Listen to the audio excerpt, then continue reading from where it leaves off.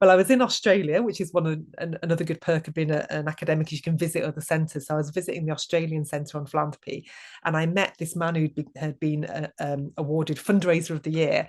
And so, of course, you say, well done, congratulations. Tell me about yourself. What is it, what do you do that makes you such a standout fundraiser? And he told me about a day when he, like most of his days, absolutely full diary, meetings, things he had to do, deadlines, and what have you. And he walked into the office, and the receptionist said to him, "Look, there's a lady in reception asking for you. She wants to make a donation. I know you're busy. I can see you've got meetings from 9 onwards. What do I do?"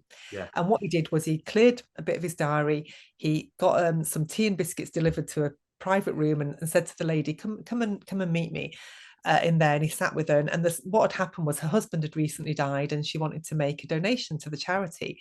Now, I think a less good fundraiser would have just said, "Great, that's wonderful. How much? Sign here, and send her on the way so he could get on with his Yeah. meetings." But he didn't do that. His response when she said that her husband had died and that she wanted to make a donation in his name was to say, "Tell me about your husband." Yes.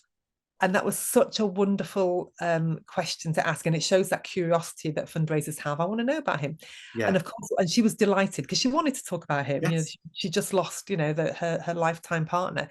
And actually, in the process of her telling him about her husband and what kind of man he was, and why this, led to a donation, he then got all the information he needed about what kind of project they could, how much to ask for, because she was able to, to say, "We've given 10,000 to this," or, "Oh, okay, that gives you an idea."